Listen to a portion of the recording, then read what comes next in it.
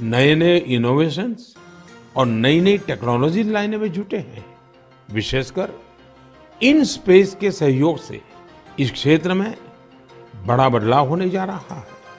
In space के जरिए गैर सरकारी कंपनियों को भी अपने पेलोड्स और सैटेलाइट लॉन्च करने की सुविधा मिल रही है। मैं अधिक से अधिक स्टार्टअप्स और इनोवेटर्स से आग्रह करूंगा कि वे स्पेस सेक्टर में भारत में बन रहे इन बड़े अवसरों का पूरा लाभ उठाएं।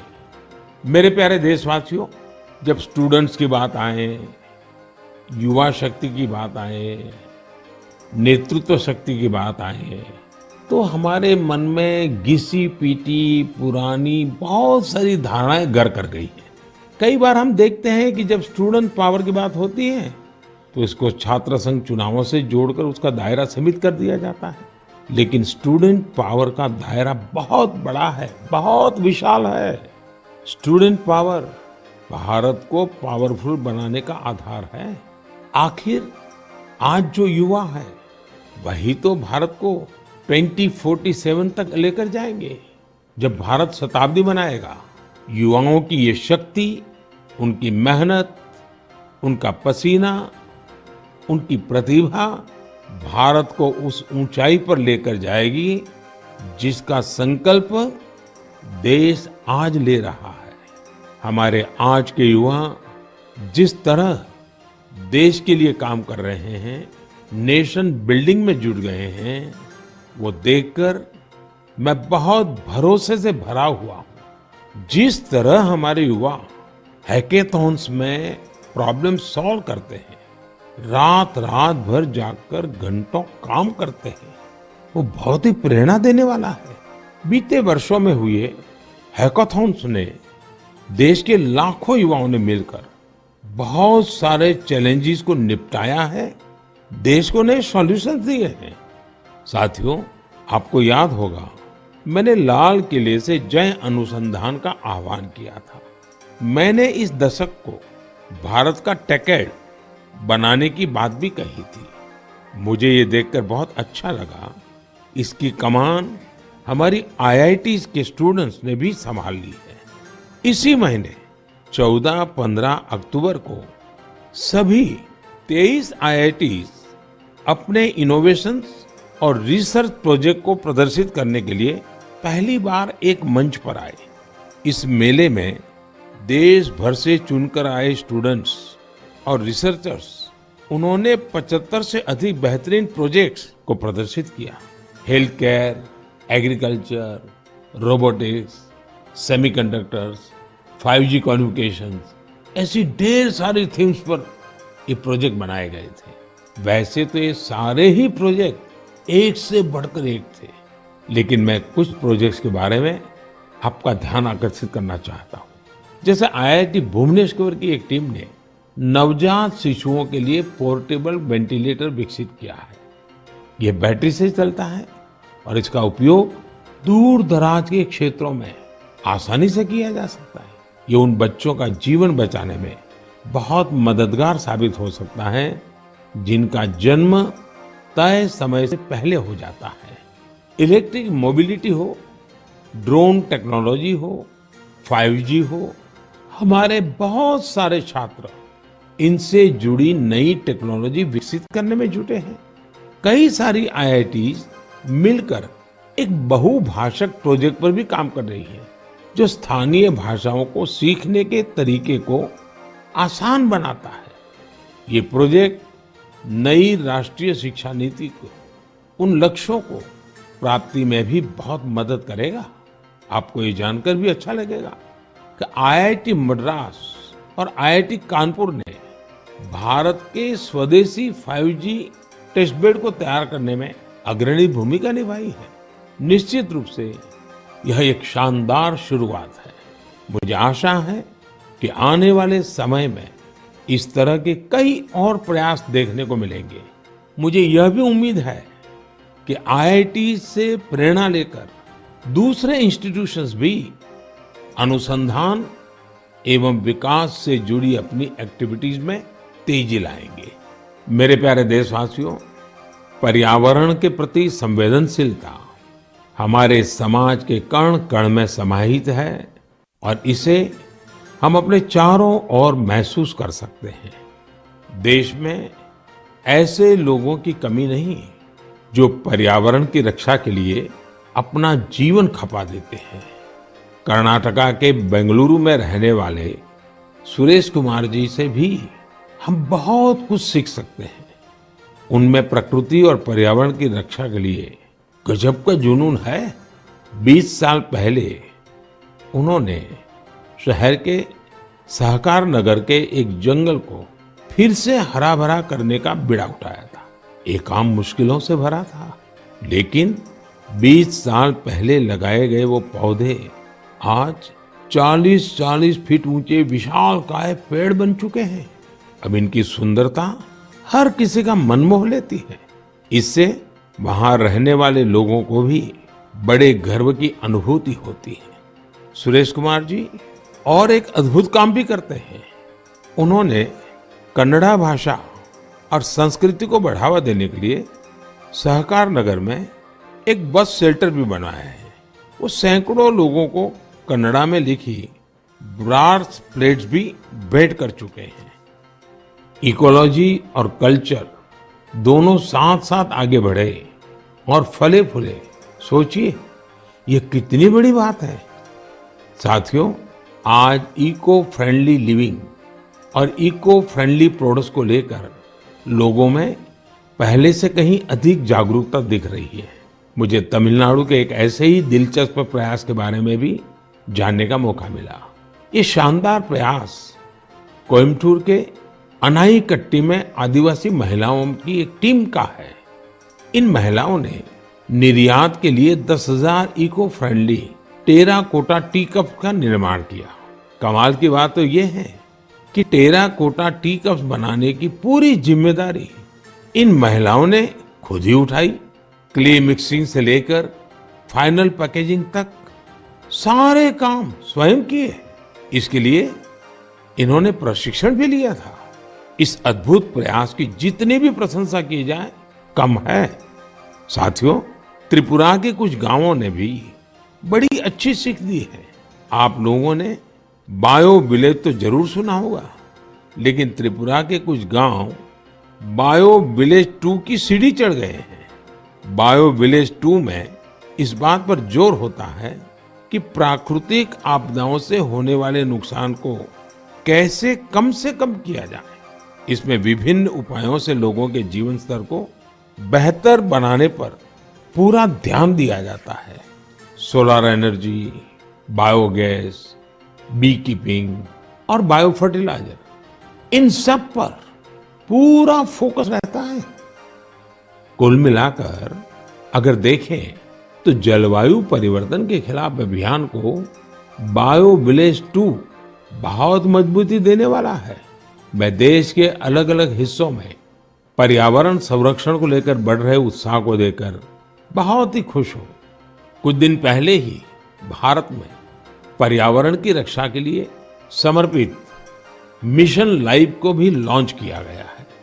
मिशन लाइफ का सीधा सिद्धांत है ऐसी जीवन शैली, ऐसी लाइफस्टाइल को बढ़ावा जो पर्यावरण को नुकसान न पहुंचाए। मेरा आग्रह है कि आप भी मिशन लाइफ को जानिए, उसे अपनाने का प्रयास कीजिए। साथियों, कल 31 अक्टूबर को राष्ट्रीय एकता दिवस है। सरदार वल्लभ भाई पटेल जी की जन्म जयंती का पुण्य अवसर है। इस दिन देश के कोने कोने में रन फॉर यूनिटी का आयोजन किया जाता है। ये दौड़ देश में एकता के सूत्र को मजबूत करती है, हमारे युवाओं को प्रेरित करती है। अब से कुछ दिन पहले ऐसी ही भावना हमारे राष्ट्रीय खेलों के दौरान भी देखी है। जुड़ेगा इंडिया तो जीतेगा इंडिया, इस थीम के साथ राष्ट्रीय खेलों ने जहां एकता का मजबूत संदेश दिया, वहीं भारत की खेल संस्कृति को भी बढ़ावा देने का काम किया है। आपको ये जानकर खुशी होगी कि यह भारत में राष्ट्रीय खेलों का अब तक का सबसे बड़ा आयोजन था। इसमें 36 खेलों को शामिल किया गया, जिसमें 7 नई और 2 स्वदेशी स्पर्धा योगासन और मलखंब भी शामिल रही। गोल्ड मेडल जीतने में सबसे आगे जो 3 टीमें रही, वे हैं सर्विसेज की टीम, महाराष्ट्र और हरियाणा की टीम। इन खेलों में 6 नेशनल रिकॉर्ड्स और करीब करीब 60 नेशनल गेम्स रिकॉर्ड्स भी बने। मैं पदक जीतने वाले, नए रिकॉर्ड बनाने वाले, इस खेल प्रतियोगिता में हिस्सा लेने वाले सभी खिलाड़ियों को बहुत बहुत बधाई देता हूं। मैं इन खिलाड़ियों के सुनहरे भविष्य की कामना भी करता हूं। साथियों, मैं उन सभी लोगों की भी हृदय से प्रशंसा करना चाहता हूं जिन्होंने गुजरात में हुए राष्ट्रीय खेलों के सफल आयोजन में अपना योगदान दिया। आपने देखा है कि गुजरात में तो राष्ट्रीय खेल नवरात्रि के दौरान हुए। इन खेलों के आयोजन से पहले एक बार तो मेरे मन में भी आया कि इस समय तो पूरा गुजरात इन उत्सवों में जुटा होता है, तो लोग इन खेलों का आनंद कैसे ले पाएंगे। इतनी बड़ी व्यवस्था और दूसरी तरफ नवरात्रि के गरबा वगैरह का इंतजाम, ये सारे काम गुजरात एक साथ कैसे कर लेगा। लेकिन गुजरात के लोगों ने अपने आतिथ्य सत्कार से सभी मेहमानों को खुश कर दिया। अहमदाबाद में नेशनल गेम्स के दौरान जिस तरह कला, खेल और संस्कृति का संगम हुआ, वह उल्लास से भर देने वाला था। खिलाड़ी भी दिन में जहां खेल में हिस्सा लेते थे, वही शाम को वे गरबा और डांडिया के रंग में डूब जाते थे। उन्होंने गुजराती खाना और नवरात्रि की तस्वीरें भी सोशल मीडिया पर खूब शेयर की। ये देखना हम सभी के लिए बहुत ही आनंददायक था। आखिरकार इस तरह के खेलों से भारत की विविध संस्कृतियों के बारे में भी पता चलता है। ये एक भारत श्रेष्ठ भारत की भावना को भी उतना ही मजबूत करते हैं। मेरे प्यारे देशवासियों, नवंबर महीने में 15 तारीख को हमारा देश जनजातीय गौरव दिवस मनाएगा। आपको याद होगा, देश ने पिछले साल भगवान बिरसा मुंडा की जन्म जयंती के दिन आदिवासी विरासत और गौरव को सेलिब्रेट करने के लिए ये शुरुआत की थी। भगवान बिरसा मुंडा ने अपने छोटे से जीवन काल में अंग्रेजी हुकूमत के खिलाफ लाखों लोगों को एकजुट कर दिया था। उन्होंने भारत की आजादी और आदिवासी संस्कृति की रक्षा के लिए अपना जीवन बलिदान कर दिया था। ऐसा कितना कुछ है जो हम धरती आबा बिरसा मुंडा से सीख सकते हैं।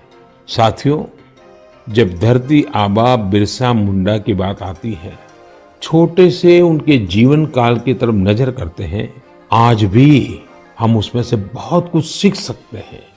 और धरती आबा ने तो कहा था, ये धरती हमारी है, हम इसके रक्षक हैं। उनके इस वाक्य में मातृभूमि के लिए कर्तव्य भावना भी है और पर्यावरण के लिए हमारे कर्तव्यों का एहसास भी है।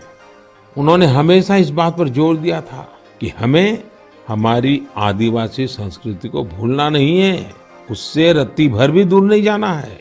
आज भी हम देश के आदिवासी समाजों से प्रकृति और पर्यावरण को लेकर बहुत कुछ सीख सकते हैं। साथियों, पिछले साल भगवान बिरसा मुंडा की जयंती के अवसर पर मुझे रांची के भगवान बिरसा मुंडा म्यूजियम के उद्घाटन का सौभाग्य प्राप्त हुआ था। मैं युवाओं से आग्रह करना चाहूंगा कि उन्हें जब भी समय मिले वे इसे देखने जरूर जाएं। मैं आपको ये भी बताना चाहता हूं कि 1 नवंबर यानी परसों मैं गुजरात राजस्थान के बॉर्डर पर मौजूदा मानगढ़ में रहूंगा। भारत के स्वतंत्रता संग्राम और हमारी समृद्ध आदिवासी विरासत में मानगढ़ का बहुत ही विशिष्ट स्थान रहा है। यहाँ पर नवंबर 1913 में एक भयानक नरसंहार हुआ था, जिसमें अंग्रेजों ने स्थानीय आदिवासियों की निर्ममता पूर्वक हत्या कर दी थी। बताया जाता है कि इस नरसंहार में 1000 से अधिक आदिवासियों को अपनी जान गंवानी पड़ी थी। इस जनजातीय आंदोलन का नेतृत्व गोविंद गुरु जी ने किया था, जिनका जीवन हर किसी को प्रेरित करने वाला है। आज मैं उन सभी आदिवासी शहीदों और गोविंद गुरु जी के अदम्य साहस और शौर्य को नमन करता हूँ। हम इस अमृत काल में भगवान बिरसा मुंडा, गोविंद गुरु और अन्य स्वतंत्र सेनानियों के आदर्शों का जितनी निष्ठा से पालन करेंगे, हमारा देश उतनी ही ऊंचाइयों को छुएगा। मेरे प्यारे देशवासियों, आने वाली 8 नवंबर को गुरुपुरब है। गुरु नानक जी का प्रकाश पर्व जितना हमारी आस्था के लिए महत्वपूर्ण है, उतना ही हमें इससे सीखने को भी मिलता है। गुरु नानक देव जी ने अपने पूरे जीवन मानवता के लिए प्रकाश फैलाया। पिछले कुछ वर्षों में देश ने गुरुओं के प्रकाश को जन जन तक पहुंचाने के लिए अनेकों प्रयास किए हैं। हमें गुरु नानक देव जी का 550वां प्रकाश पर्व देश और विदेश में व्यापक स्तर पर मनाने का सौभाग्य मिला था। दशकों के इंतजार के बाद करतारपुर साहिब कॉरिडोर का निर्माण होना भी उतना ही सुखद है। कुछ दिन पहले ही मुझे हेमकुंड साहिब के लिए रोपवे के शिलान्यास का भी सौभाग्य मिला है। हमें हमारे गुरुओं के विचारों से लगातार सीखना है, उनके लिए समर्पित रहना है। इसी दिन कार्तिक पूर्णिमा का भी है। इस दिन हम तीर्थों में, नदियों में स्नान करते हैं, सेवा और दान करते हैं। मैं आप सभी को इन पर्वों की हार्दिक बधाई देता हूं। आने वाले दिनों में कई राज्य अपने राज्य दिवस भी मनाएंगे।